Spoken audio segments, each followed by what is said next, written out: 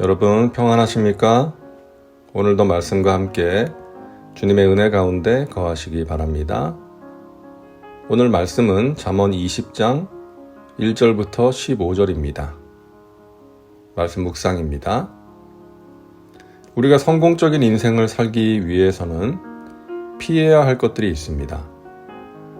잠언 말씀은 미련하고 어리석고 거만한 자의 모습을 통해서 그것을 우리에게 알려주는데요. 먼저는 술입니다.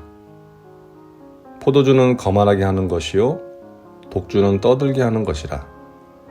이에 미혹되는 자마다 지혜가 없느니라.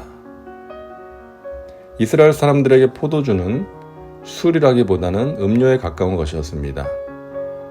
이스라엘 사람들이 식사를 할 때 주로 먹은 빵은 딱딱한 빵이었습니다. 그래서 빵만 먹으면 목이 막힐 수 있기 때문에 빵을 포도주에 적셔 먹기도 하고 빵과 함께 포도주를 마시기도 했습니다. 그럼에도 불구하고 포도주가 갖는 위험성이 있었죠. 포도주도 술이기 때문에 계속 마시다 보면 취하는 것입니다. 그리고 중독될 수도 있었죠. 포도주는 거만하게 하는 것이라고 말씀합니다. 술은 사람에게 비현실적인 기쁨과 자신감을 갖게 합니다. 그리고 자기 도취에 빠지게 합니다. 독주는 떠들게 하는 것이라고 말씀합니다. 술을 마시면 말이 많아지죠. 기분에 취해서 아무 말이나 기분 좋게 떠들어대는 것입니다. 이것에 미혹되는 자마다 지혜가 없다라고 말씀합니다. 술이 주는 즐거움과 흥분된 상태와 자기 만족에 빠지면 하나님의 말씀을 통한 지혜를 얻을 수가 없는 것이죠. 이스라엘의 지혜자가 이렇게 술의 위험성을 경고했듯이 우리나라 선교 초창기에 복음을 들고 들어온 선교사들도 조선 사람들이 술에 취해서 거만하게 떠들고 거기에 미혹되어 하나님의 말씀이 주는 지혜를 얻지 못하는 것을 보고 술을 금지시켰던 것입니다. 술 때문에 실수를 저지르고 죄를 짓고 패가망신하는 일들이 많았기 때문이죠. 사실 술 마시는 것 자체를 죄라고 볼 수는 없겠죠. 그러나 술은 우리를 죄 가까이로 인도할 때가 많습니다. 분별력과 통제력을 잃어버리게 합니다. 범죄의 상당수가 술 마시고 저지르는 것이라고 하지 않습니까? 그리고 술을 지나치게 마시면 우리의 몸이 망가집니다. 그리고 다른 사람이 보기에도 덕이 되지 않고 무엇보다 하나님과의 관계에 도움이 되지 않죠. 술에 임박해서 살면 하나님의 말씀을 가까이 하고 기도하는 것이 어렵기 때문입니다. 이러한 이유들로 우리는 술을 멀리해야 합니다. 자, 또 한 가지 우리가 성공적인 삶을 살기 위해서 경계해야 하는 것은 게으름입니다. 게으른 자는 가을에 밭 갈지 아니하나니 그러므로 거둘 때에는 구걸할지라도 얻지 못하리라. 여러 번 말씀드렸죠. 하나님은 못생긴 사람, 못 배운 사람도 쓰시는데 게으른 사람은 쓰실 수가 없다고. 게으른 사람은 하나님의 은혜를 체험하기가 어렵고 사회생활에서 인정받기도 어렵습니다. 무슨 일을 하든지 부지런하고 성실해야 꿈을 이루고 하나님께 귀하게 쓰임받을 수가 있는 것이죠. 그리고 신앙적인 관점에서 볼 때 게으른 사람은 중요한 일을 하지 않는 사람입니다. 예배와 말씀과 기도 생활을 게을리하는 사람은 다른 일을 열심히 한다고 해도 영적으로는 게으른 사람인 것입니다. 그런가 하면 미래에 대한 염려나 걱정 때문에 아무 일도 하지 않는 것도 게으름입니다. 하나님을 향한 믿음으로 도전하고 전진하지 않는 것도 게으름입니다.